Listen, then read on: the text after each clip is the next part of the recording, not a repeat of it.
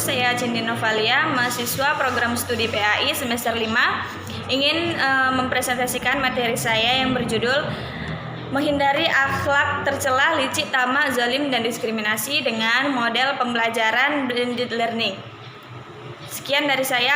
Assalamualaikum warahmatullahi wabarakatuh. Pada siang hari, di suatu sekolah. Assalamualaikum warahmatullahi wabarakatuh. Waalaikumsalam warahmatullahi wabarakatuh. Selamat siang anak-anak. Siang Ibu. Baiklah, tadi langsung saja ibu absennya. Yang pertama, Anissa. Hadir Ibu. Febrianingsi. Hadir Bu. Nurliana. Hadir Bu. Junian Reni. Hadir Bu. Siapa yang tidak hadir hari ini? Raditya Bu. Apa alasannya? Kayaknya sakit dia Bu. Ada suratnya atau keterangan? Ada Bu, itu dilecehkan dimasukkan. Oh iya. Sudah. Sekarang coba buka bukunya halaman 177. Hari ini kita belajar tentang menghindari akhlak tercela, licik, tamak, zalim, dan diskriminasi. Di sini Ibu akan menjelaskan apa tujuan pembelajaran kita hari ini. Yang pertama itu, anak-anak Ibu harus bisa menjelaskan apa itu pengertian sifat buruk, tamak, zalim, dan diskriminasi. Lalu, anak Ibu juga harus bisa menyebutkan ciri-ciri sifat buruk, tamak, zalim, dan diskriminasi. Kemudian, anak Ibu juga harus mampu menerangkan apa itu bahaya sifat buruk, tamak, zalim, serta diskriminasi. Dan yang terakhir, anak Ibu juga harus bisa mengemukakan cara menghindari sifat buruk, tamak, zalim, dan diskriminasi. Ada dua sifat yang dimiliki manusia sejak menginjak dewasa. Dua sifat itu adalah sifat terpuji dan tercela. Jika ingin menjadi orang yang baik, sudah sepantasnya kita memiliki sifat terpuji. Memiliki sifat terpuji itu pastinya disayang Allah Subhanahu wa Ta'ala dan menjadi ahli surga. Sebaliknya, jika kita memiliki akhlak yang tercela, itu juga dapat menjerumuskan kita pada perbuatan yang dapat merugikan diri sendiri dan orang lain. Selanjutnya, dalam kehidupan sehari-hari, manusia akan selalu berhubungan dengan manusia lainnya. Hal ini disebabkan karena kehidupan manusia sebagai makhluk sosial yang saling membutuhkan. Dalam pergaulan terdapat juga etika yang harus dipenuhi supaya pergaulan dapat berjalan dengan baik tanpa adanya permasalahan. Agama Islam mengajarkan kepada manusia untuk bertata krama dan menjauhi sikap-sikap yang tercela. Apabila manusia dapat menjalankan tuntutan itu, niscaya kehidupan masyarakat akan berjalan dengan baik. Langsung saja kita masuk ke materi yang pertama, yaitu licik. Apa itu arti licik, anak-anak? Membodohi orang. Ya, lagi ada yang tahu apa itu arti licik? Lain perkataan sama perbuatan yang dilakukannya. Ya, betul sekali.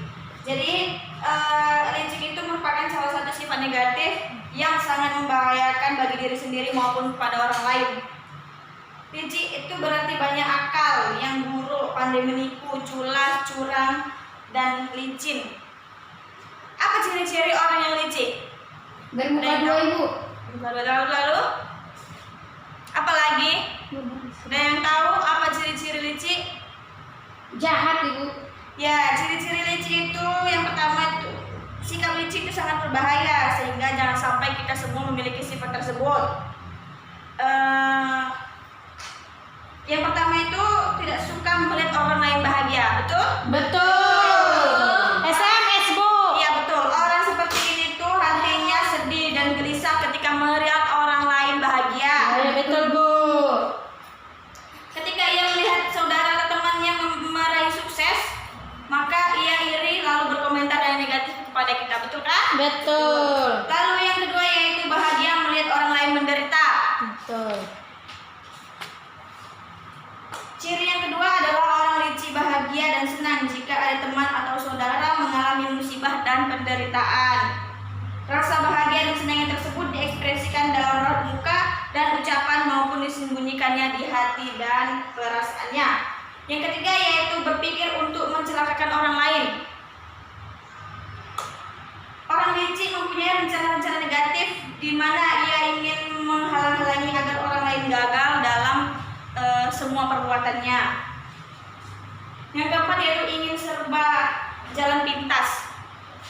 Orang licik kerap sekali menginginkan sesuatu, dia tidak mau melalui sebuah proses. Dia tuh inginnya tuh cepat-cepat aja. Misalnya kayak dia mau sukses, dia memilih jalan yang cepat seperti membohongi orang lain atau yang lainnya. Menipu nah. Ya betul. Yang kelima yaitu pandai menipu. Untuk memuluskan siasatnya yang licik, orang yang licik itu akan suka menipu dan berbohong serta bersilat lidah. Yang kedua yaitu tamak dan serakah. Apa itu tamak, anak-anak? Rakus. Rakus. Lagi? Cowok. Ya betul. Dalam bahasa Arab, serakah disebut tamak yang artinya sikap tak pernah merasa puas dengan apa yang sudah dicapainya. Ciri-ciri orang tamak ada yang tahu? Enggak Bu. Apa? Ciri-ciri orang tamak yaitu yang pertama, tidak mensyukuri nikmat yang telah dimilikinya. Selalu merasa kurang padahal ia telah banyak mendapat nikmat. Ingin memiliki sesuatu yang dimiliki orang lain. Lalu panjang angan-angan yaitu suka menghayal yang tidak realistis. Lalu kikir, dia tidak mau hartanya berkurang sedikit pun. Berdongki. Ya, berdongki. Lalu terlalu mencintai harta yang dimiliki dan semua perbuatannya selalu berpotensi pada materi.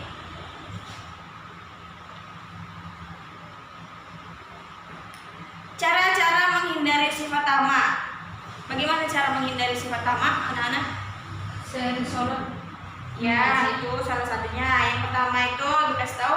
Yang pertama adalah mensyukuri nikmat yang telah Allah berikan. Membiasakan diri dengan sifat ikhlas dan rendah diri. Lalu membiasakan diri dengan sifat pemurah dan jujur. Dan sadar bahwa materi hanya hiasan hidup dan perantara menuju akhirat. Baiklah, karena waktu kita tidak cukup dan materi kita masih ada, Ibu ingin mengajak kalian untuk belajar melalui aplikasi Zoom Meeting. Ada yang tahu apa itu aplikasinya? Minggu depan Ibu akan membuat linknya dan membagikannya kepada kalian. Kita belajar di dalam aplikasi tersebut. Tahu cara menggunakannya kan? Tahu Bu. Oh, baiklah. Kalau udah Ibu share linknya, minggu depan diklik linknya, lalu kita belajar melalui aplikasi tersebut. Sekian dari Ibu hari ini. Assalamualaikum warahmatullahi wabarakatuh. Waalaikumsalam. Minggu depan. Di malam harinya. Assalamualaikum warahmatullahi wabarakatuh.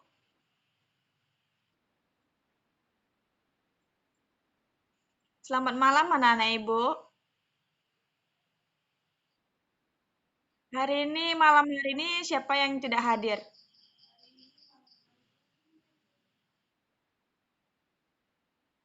Mungkin mungkin karena jaringan itulah. Ya udah nggak apa-apa. Jadi kita lanjutkan materi kita yang tertinggal kemarin. Yang pertama materi kita yaitu zolim. Ada yang tahu apa itu artinya zolim? Anak-anak Ibu semuanya?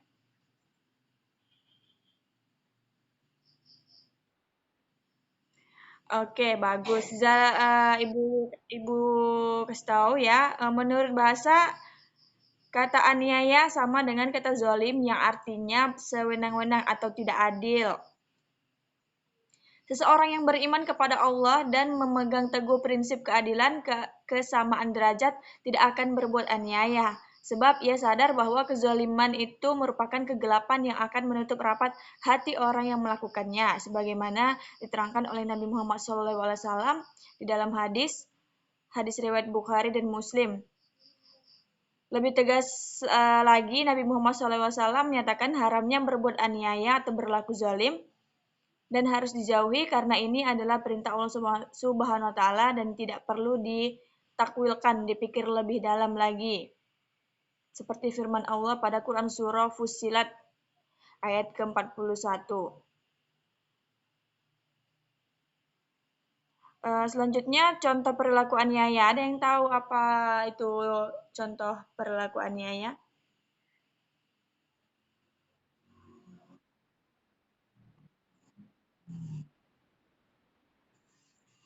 Iya, contoh perilaku aniaya itu dilarang. Tetapi masih saja kita melihat di tengah masyarakat adanya perilaku aniaya itu. Eh, Perilaku aniaya bisa muncul karena ketidakmampuan diri menjauhi dari godaan setan. Perilaku aniaya dapat dicontohkan yaitu yang pertama, zalim terhadap diri sendiri. Bagaimana zalim terhadap diri sendiri itu? Ada yang tahu?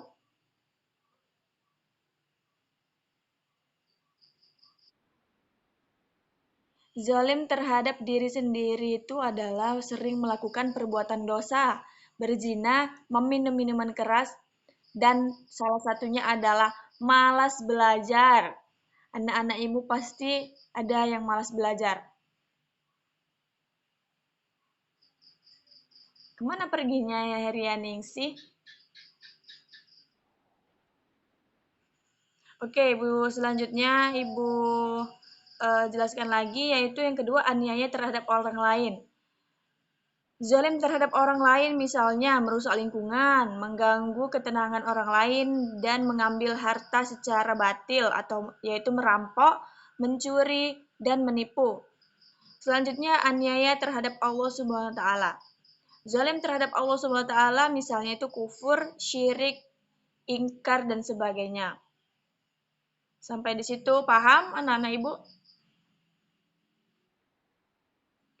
Baiklah, lanjut pada materi selanjutnya yaitu diskriminasi. Diskriminasi ini berarti perbedaan perlakuan terhadap sesama berdasarkan warna kulit, golongan, suku, ekonomi, status sosial, dan lain-lain. Seseorang yang melakukan perbuatan diskriminasi berarti memiliki sikap diskriminatif. Bentuk contoh perilaku diskriminasi. Apa contohnya, Anissa?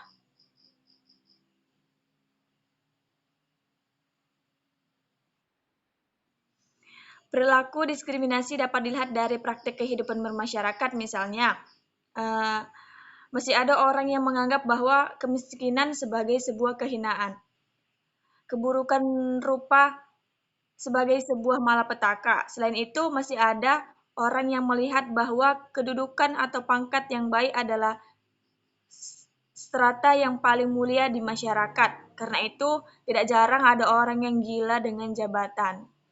Masih ada yang memandang bahwa kelompoknya lah yang paling hebat, sementara kelompok lain itu rendah. Bahaya diskriminasi dalam kehidupan sehari-hari dapat merugikan orang lain.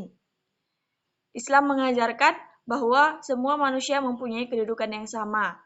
Islam tidak pernah mengajarkan kita membedakan manusia atas dasar suku, bangsa, asal keturunan, pangkat, jabatan, dan sebagainya.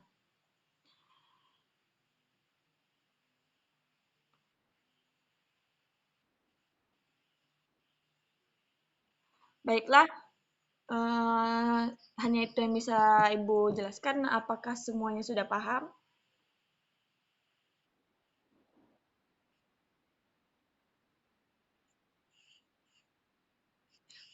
Baiklah, jika tidak ada yang ingin ditanyakan dan semuanya sudah paham, baiklah kita akhiri saja Zoom kita pada malam hari ini. Sampai jumpa di pertemuan berikutnya. Assalamualaikum warahmatullahi wabarakatuh.